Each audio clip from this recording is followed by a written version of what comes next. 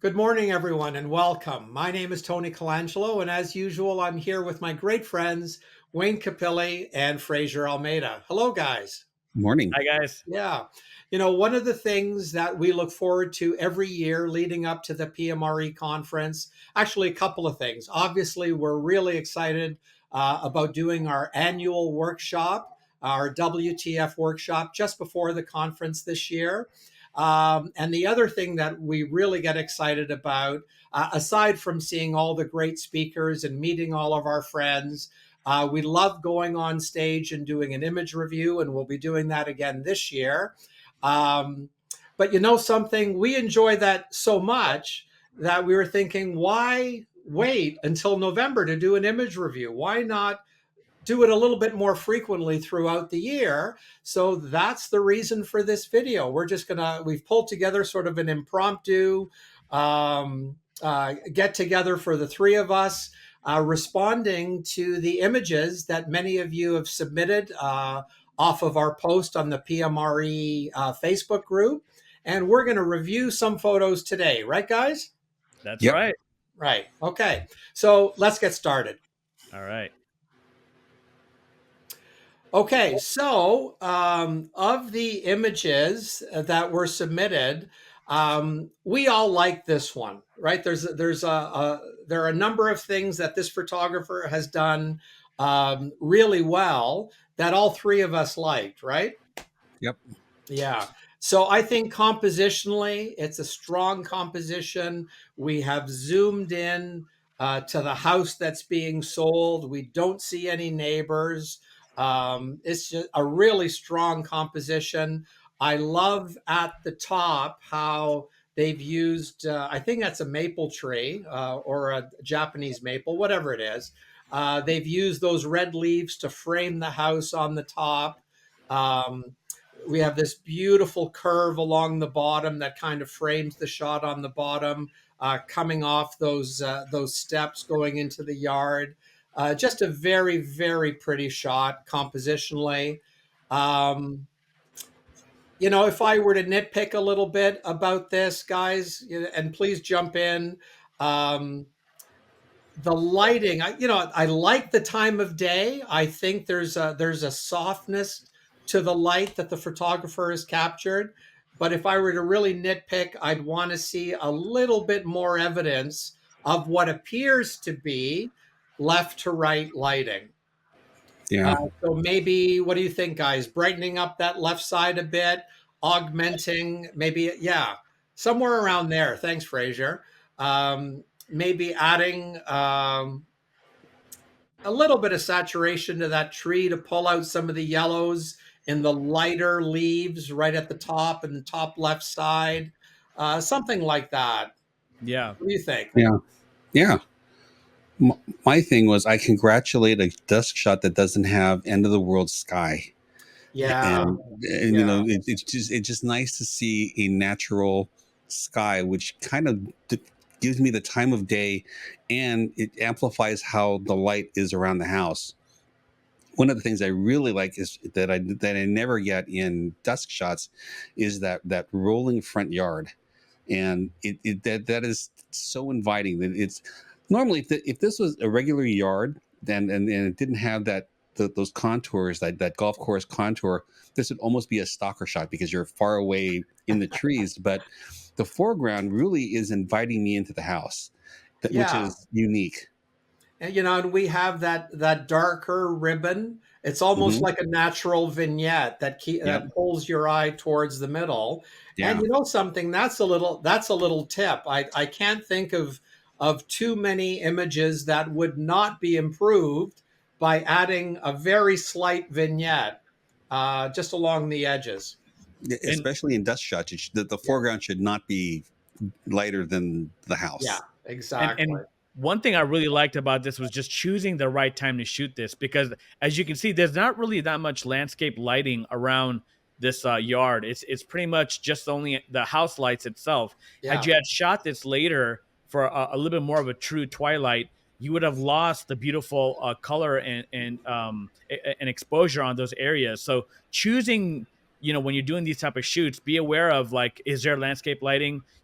So those are judgment calls you have to make on deciding when to shoot your dusk or twilight shots, because it'll make a big difference at the end result. Because if had he had shot this much later, just the house would be maybe glowing, but everything else will be falling into darkness. Yeah. Yeah. So to me, to my mind, Frasier, this is in fact a twilight shot. This feels like it's shot at sunset or a couple of minutes after sunset, as opposed to dusk, which is about 20, 25 minutes later. But you're Mhm. right, 100%. If this was a dusk shot, it wouldn't be nearly as impactful because of the lack of landscape lighting. This would just be a black blob. Yeah. Um, Another thing that we could go in, make a selection of the upstairs windows, and maybe brighten those up a bit, Yeah. just to even out the lighting. We have nice light in that room in the middle on the upstairs, but the two on the sides appear a bit dim. If we could brighten those up a bit, it would just make it a little bit more inviting. Same on the first level on the left there, to the left of the entry door. But a very strong photo to start us off with. Yep. I have one thing. So with all the comments and all the suggestions, like brightening up the windows and all these other kind of things, the most important thing about this image is it just feels nice. So Yeah, Yeah. regardless of all the things that we could do to it, it just when you look at this picture, it just feels like a good photo. So yeah, regardless of all the things that you could do to it, it's a success to me because it just makes me feel like I want to be there. yeah. Yep. It just it's a nice way to start off. It's a good, strong image. So whoever submitted this, well done. Yep. Let's hop on to the next one. Let's go to the next one.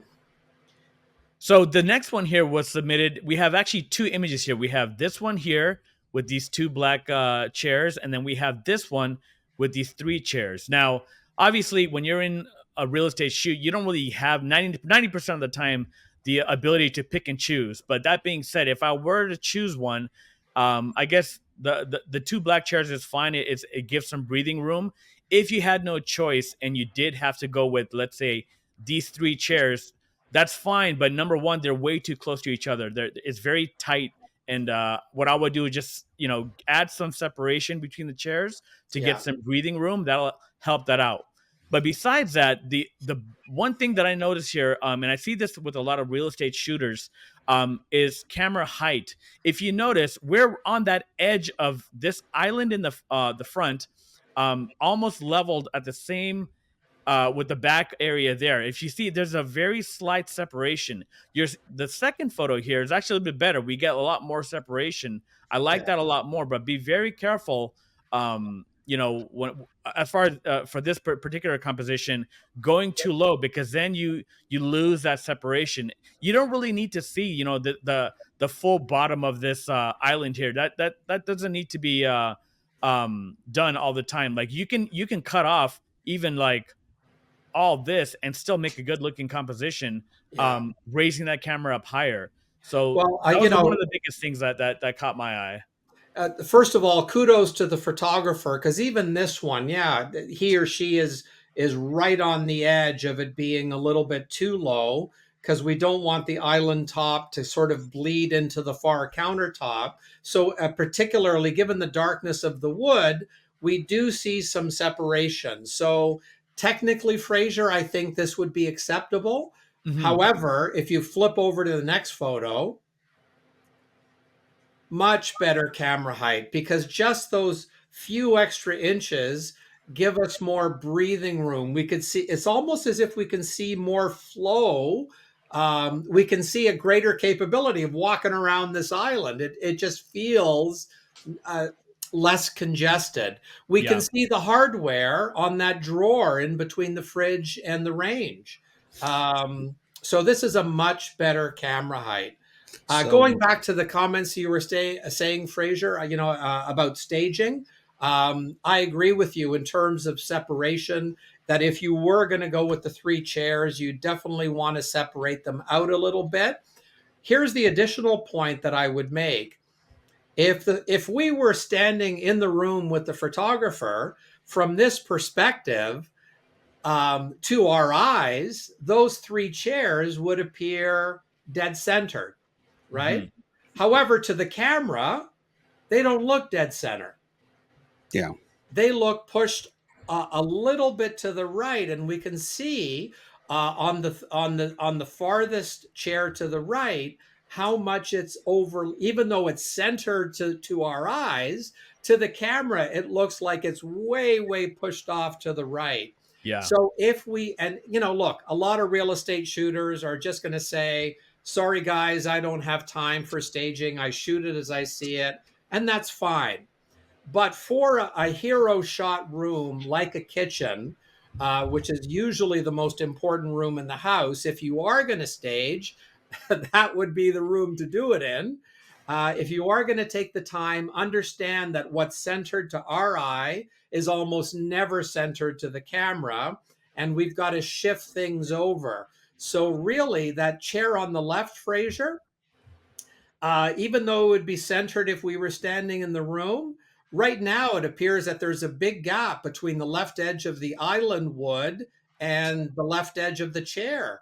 And I think if we were to move that chair a number, 4, 5, 6 inches to the left, and then accordingly to allow for some space in between the three chairs, I think it would be a much more attractive shot. So that's a little a tidbit that what's centered to our eye is almost never centered to the camera. So if you are going to do some staging in your real estate work, please keep that in mind. Yep.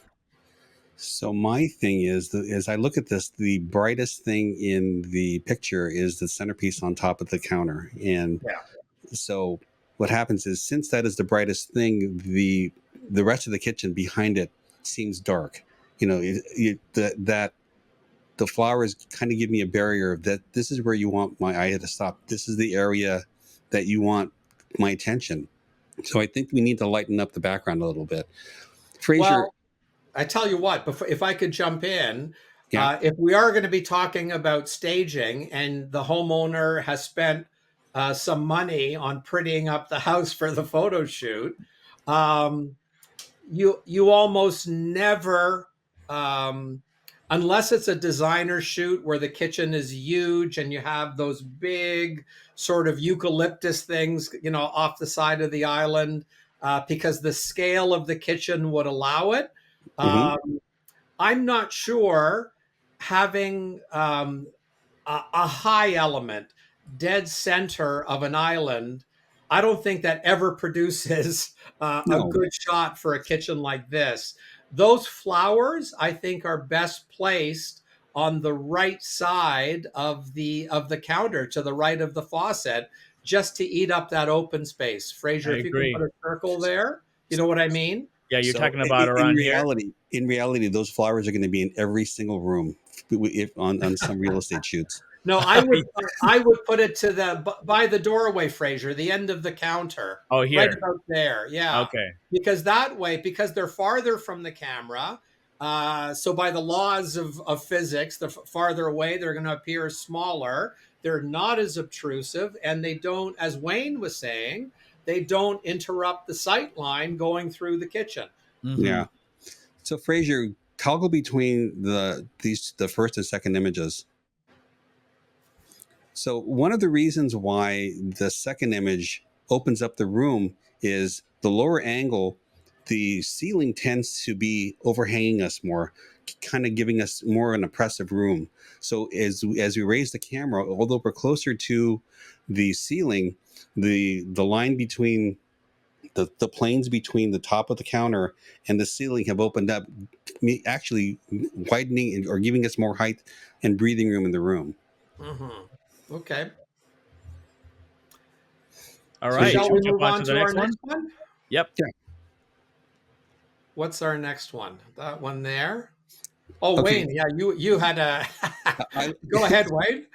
yeah, it's like the first thing that obviously as Frasier's clipped onto this, the first thing that you see is the dust mop on the bottom right hand corner, and then this frame is framed on the side wall over to the left. So essentially, my eyes immediately don't go to the kitchen. They go off to opposite ends of the frame, and then we kind of have to go through to get to the kitchen. What do you think? Well, yeah, I mean, well, Frasier, I've been talking a lot. Why don't you jump in? Well, I mean, I do like number one, I do like the that this is not like a wide angle shot, that you step back and you punched in, and it, even though I this is here on the right, but I do like that this kitchen feels good. It doesn't feel too distorted. Like I can see myself walking in there, and by punching in like that, it creates a better pleasing image of something that you would see to real life, rather than it being that distortion. So off the bat, I do like that. Yeah, I do agree. This is a little bit distracting. I think there's no really purpose for it. I see what you're doing, but I think sometimes when you go into that, artsy and try to be a little bit more creative, it actually hurts the image. If you took that out, we could just completely be focused on the kitchen. One other thing that jumps out at me is talking about our eyes are drawn to sometimes the darkest or brightest parts. This right side wall is really hot to me. I don't know if there was a way to tone that down a little bit, but it's really hot. My eyes a little bit going there as well. I'd like to be staying a little bit more within the kitchen rather than going towards that right side. So just a couple of Well, things that jumped out at me. if you took out the feather duster and took out the chair down at the bottom and stepped back, and you could really just frame just to the kitchen, and it'd be a great kitchen shot. Yeah. The proportion would be great, and it would really just show all the texture and everything of the kitchen, because this is a really nice kitchen. But It is. I think the photographer has done a nice job with camera height. Mhm. And I don't want to beat a dead horse, but yeah, that plant. Whenever I see something like that, it's first of all, it feels obtrusive. It feels like we're doing artsy for artsy sake. It's not really adding a lot of value to a listing shot, because at the end of the day, that's not going to be there. That's not coming with the house. Yeah. So why include it? But yeah, I think Frasier, I agree. There's a lot of things done well here, but it's almost as if we are being forced to look at the kitchen because our eyes are being pulled off to that hot spot and to that plant thing in the bottom right corner. And to be really nitpicky, so we have the top of the chair of the dining room table. That furniture does not match that kitchen. Yeah. So yeah, so pull it out. If you're gonna pull out that chair, take away that plant in the bottom right. Put the soap dispenser in the sink, so we don't see it. It'll take 3 seconds to do each of those things, but it improves the shot um, immeasurably. And Yeah. again, as I said a little while ago, if we're shooting 3, 4, 5 homes in a day, we don't have the time to stage every room, but we can pick our spots. Yep. Strategically, we know that the hero shots in almost every listing revolve around the kitchen. So let's do what we can to improve those shots the most. So yeah, it would take all of 15 seconds to remove the chairs, remove the thing in the bottom right corner, to get the soap dispenser in the sink so we don't see it, and the return on investment for spending those 15, 16 seconds is a far better photo. That's the Mhm. return. Yep. Yeah, and the thing about this picture is, like Fraser pointed out, this photographer was very mindful of camera height, what we're supposed to be looking at, angle and everything. It's just Yeah. those things that are off to the sides that are that are preventing us to get to the image that he wants us to see. Yeah, they've selected this is the angle that I would take into this kitchen. Mhm. Yeah, Yep. And it was designed for this angle, yeah. given that little angled wall going to the pantry or wherever that goes. Um, like I said, on the whole, it's a good shot. It's just we are all saying the same thing, so I don't want to repeat it. But the distractions are getting in the way of really enjoying the shot more. Yeah. And Yeah. besides the soap dispenser, just to be anal, I would just Photoshop out this can opener right here. Very Yeah. simple. Okay. All right. Let's move on. Okay.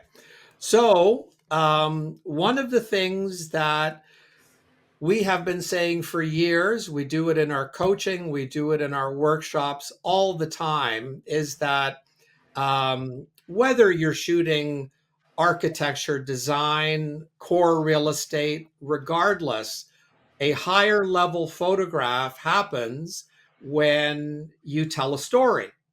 And part of telling the story and putting together a series of shots that makes the viewer feel like they're there, part of telling the story is answering the question, what do you want me to look at? And my first reaction when I opened up this photo is that I couldn't answer that question. And because of that, because my eye was drawn to multiple things, A, I didn't know what the photographer was intending. And B, quite frankly, it created a little tension in my puny brain about what I was supposed to be looking at. Right. So Mhm. here we have some very interesting light coming in through those narrow windows on the right. Do you want me to look there? Do you want, there's this big obtrusive column um, on the right there. And I see what the photographer's trying to do here. That column is on the right vertical third if they're using rule of thirds. So I appreciate that. But the bottom line is, what do you want me to look at? It looks like that. Is that a wine room? What is that in there? Is that a Yeah, reflection of? it's a wine Yeah. room. Mm. So if you're going to shoot a wine room, that this is part of living here. We have a wine room that's convenient and adjacent to the dining room table. Then stand off to the right and do an angled shot into the dining room and maybe open the door to that to the wine room. And I think that's the story. A dining room. Let's have some dinner. We have some friends. Let's go next door and get another bottle of wine. We're enjoying dinner. It becomes more of a story as opposed to this one, where there are at least 3 or 4 different elements that I'm supposed to be looking at. Yeah. So my thing is like the wall on the left.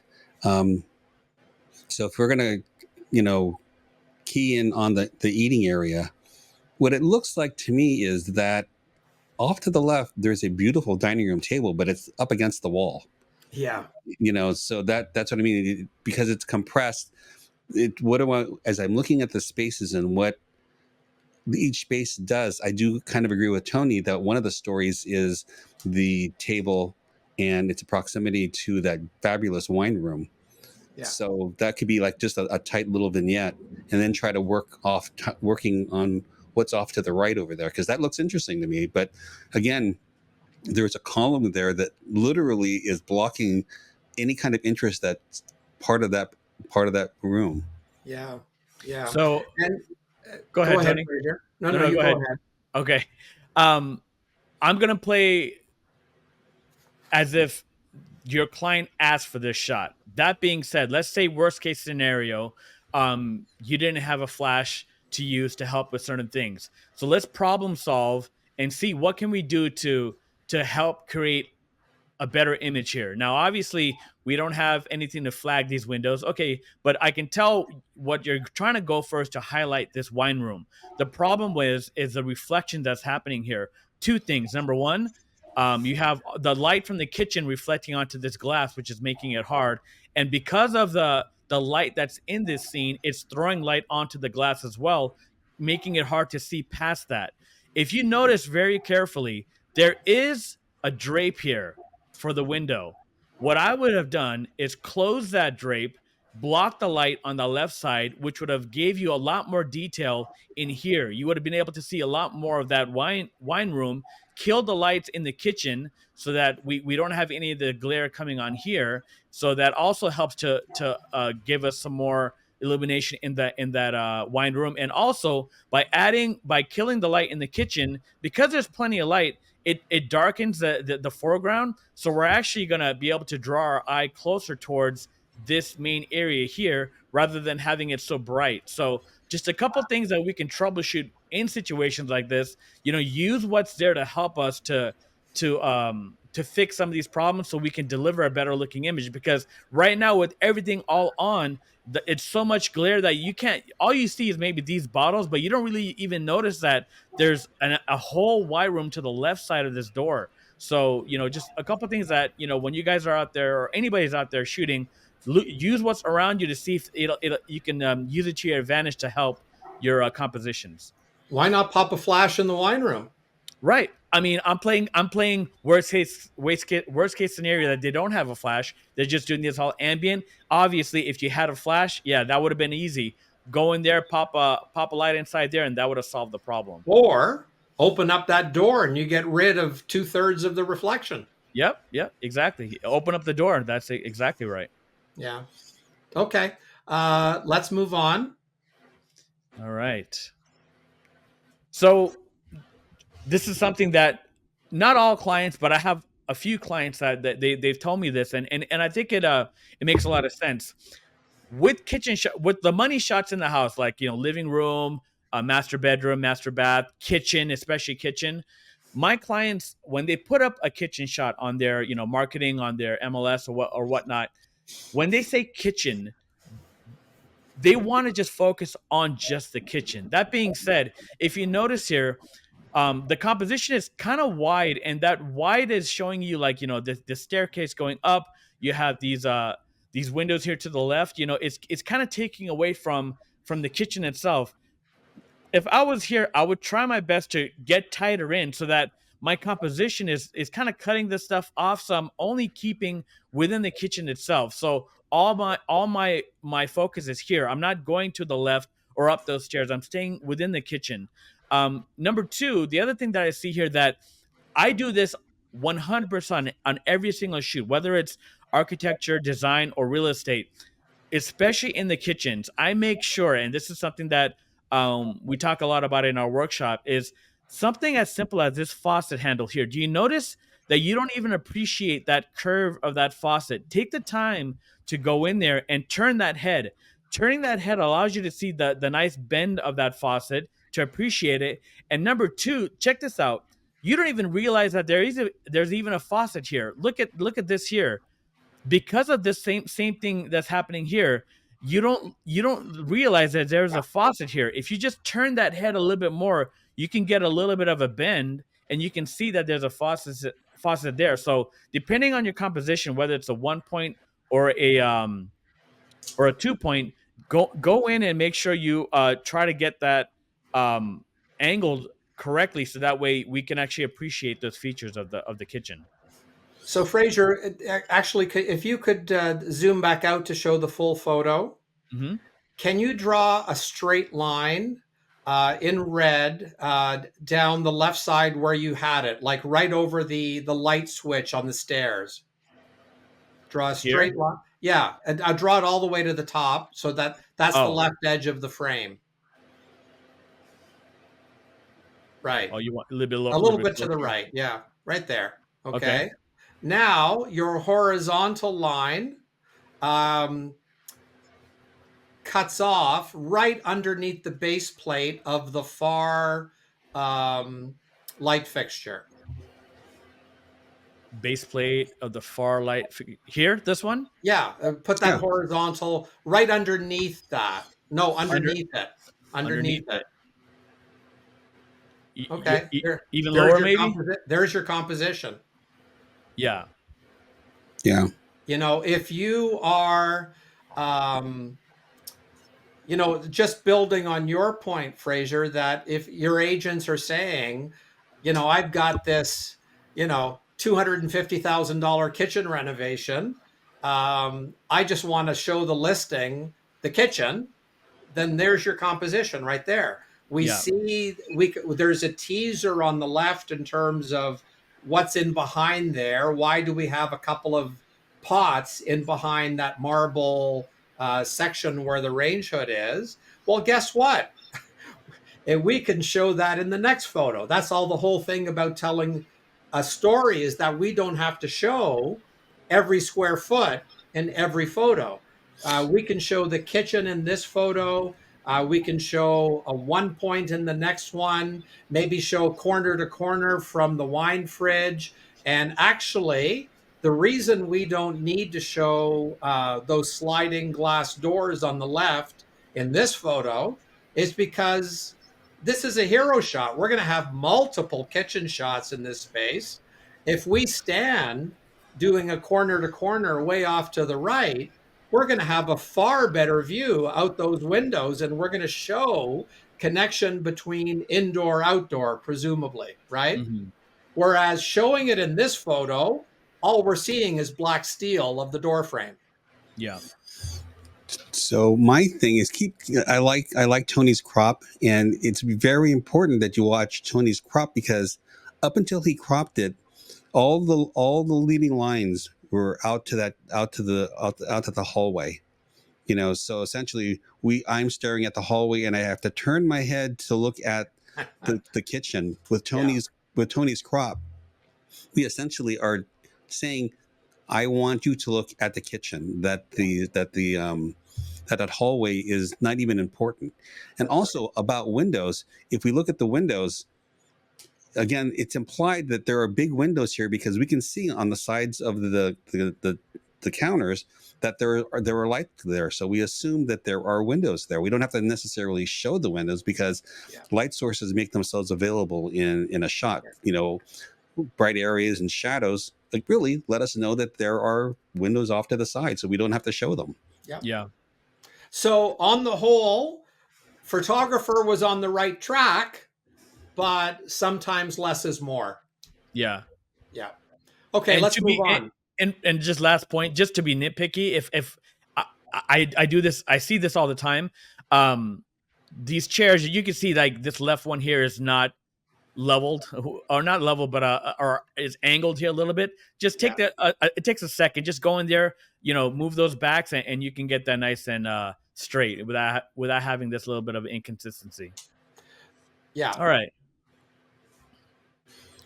I really, really, really wanted to like this shot, and lighting wise and just feel wise, it's almost there. But there's this weirdness that you've actually taken pictures of a wall, and the way this looks, it looks like you're on a walking path across the street from this house, and you were walking past the house, and you looked and went, "Oh, that would make a nice picture." And it's like that. There is so much. It's like there's not a lot of intent in this picture. It's kind of like, oh, I want to take this picture, as opposed to setting up and actually showing the house. Again, it's framed nicely, but there's a gradient that goes on the trees that goes from black to the way the tree looks on the bottom, which makes it look kind of eerie. It does. Yeah, it looks yeah. So look, there's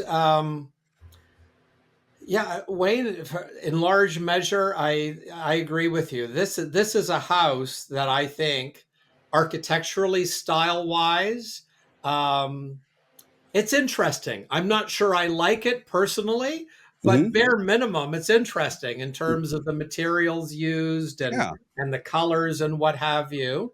And right off the top, guys, I mean, verticals have to be vertical. End of story.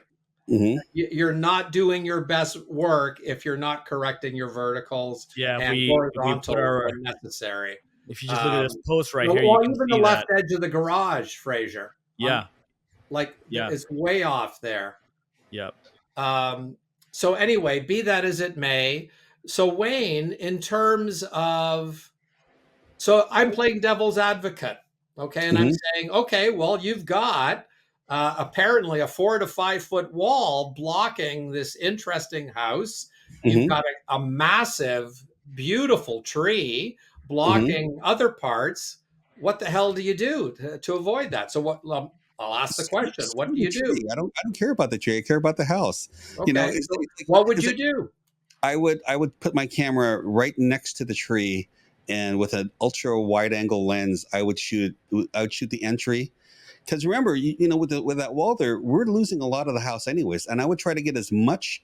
I would try to get as much of the front of the house as possible because the lighting on this house is great. I mean, there's all this really nice stuff that he's trying to get into the one picture. But if we Yeah. can just get as much as we possibly can of just the good stuff, like straight on, we'd get the stairs, we'd get the entrance, we'd get the dining room area off to the left. We would have a lot of stuff and the height of the building. So Yeah, getting and that close, we'd actually see much more volume. in all fairness to the photographer, like I said, I understand the intent. Creatively using the tree to frame the house, I get it. Um, but the idea of getting this shot, and maybe you throw in this shot as one of the shots that you include in your deliverables, 30, 40, 50 shots, whatever your local MLS requires. Mhm. However, I don't think it's the hero shot. There's a lot of obstructions here. And Mhm. for those of our viewers, Wayne and Frasier, who wonder, you know, do I need a tilt shift lens for real estate?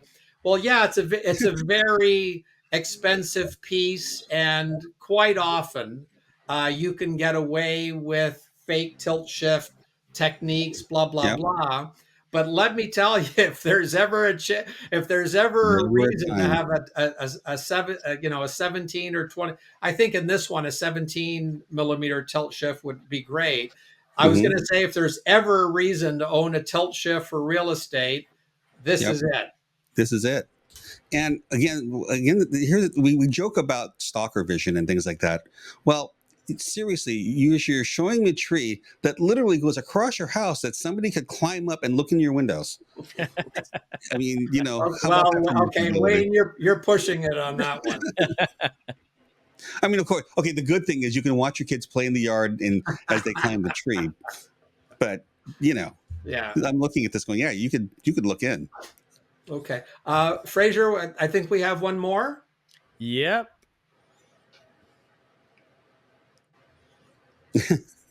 Yeah, there's a couple things here. I'm sure we all have something to say, but I mean, the biggest thing here is number one. I know for real estate, we're used to the offshore editors going out there and doing these crazy window pulls. Blue saturated skies, green grass. Um, let's just say that's what you had to do for your client, and that's what you wanted. Okay. But the thing that I can't get past is you have this dark window view here, but the glare on this island is blown out like crazy. Like, if you're going to do that much of a pull, then at least like try to make it somewhat balanced where, well, let's get some more information in this glare, whether it's with the flash. Even without a flash, you can do a luminosity blend and bring back some of the darkness of that view from one of your brackets Well, into that island. yeah, yeah, theoretically you could, but if you're sending your work overseas, they're not doing luminosity blends Right. at 30 cents a photo. Right. But your point is absolutely bang on, Fraser. I mean, at the end of the day, um, window pulls have to be realistic. Uh, Mhm. Look, in terms of getting that much detail with that level of saturation, that level of clarity, vibrancy, whatever you want to call it, if I'm not looking at the Golden Gate Bridge or the Statue of Liberty or some beautiful mountain range or what have you, um, there's nothing in this window pull that looks attractive to me. Mhm. In And terms of also, the composition, we were talking a few minutes ago about less is more. Um, Well, this is a perfect example of how less is more. By shooting this wide to get all of the cabinetry and all of the fridge, we are bringing a boatload of wide angle distortion into play. And it raises the question, I mean, do we really need to see the entire two doors of the fridge to know that it's a two-door fridge? No. So we can crop through that water dispenser. We don't need to see all of the window on the right. So Fraser, draw a vertical line right through about 2/3 over, left to right of that water dispenser. Okay. Now, right through, do you see the base of the light bulbs in that first light fixture? The one closest to that one there. At Uh-huh. that height, put your vertical through that. At the height of which one? Just above the base of the light bulbs, the gold. So like right here? No, above the gold things, a little bit high, right there. Okay. Put a line right there. Okay. Now put a vertical line and just show a sliver of the window on the left side. No, right about there. Yeah. There's your composition. And one And of the things, given the size and the beautiful materials in this kitchen, we're going to take multiple shots. We don't have to, in terms of telling the story, we don't have to show the entire kitchen in one photo. We're going to stand on the far side of the kitchen. So in this photo, on the right edge, we're going to put our tripod there and shoot back across. So we're going to see the entire fridge from that angle. However, from that angle, that fridge is so far away that its width will look more realistic. Mm-hmm. Whereas here, it looks like a monstrosity, right? It's all I opened it up. That's the first thing I saw, other than that overly intense window pull. also one of the things about post processing, that is actually a white ceiling, and with the way the light is, when all the layers are compressed, it tends to have what's called smoke damage on the ceiling.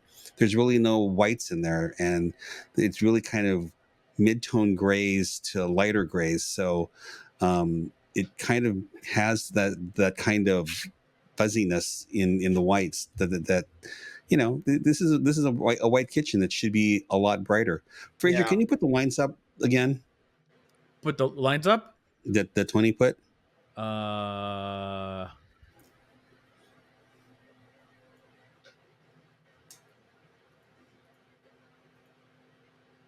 So this is what I tell the people that I coach. So wide angle is, although wide angle is wide angle, if you look at the crop and if you look to the stuff off to the sides of where he's cropped, that's actually the wide angle distortion. So when you use a wide angle lens, the entire image is not distorted, just the stuff on the ends. Yeah. So Yeah. this particular crop eliminates the wide angle distortion. So if you crop to this, there would be no wide angle distortion, because the images that are the part of the image that causes what we visually think of as distortion is cropped out. Yeah. Or you're getting not all of it, but you're getting a good Yeah. chunk of it to at least make it look Yeah. more attractive. So that's it, guys. A big thank you to everybody that took the time to submit photos. We hope our chat today was helpful to you, that it helps in your own work. And we're going to do more of these throughout the year. So stay tuned. Continue submitting photos. And we look forward to seeing you in Vegas shortly. So that's it, gentlemen. Thank you for coming on and getting together, and we'll talk soon. And thank you again to everyone. Bye for now. Bye, guys.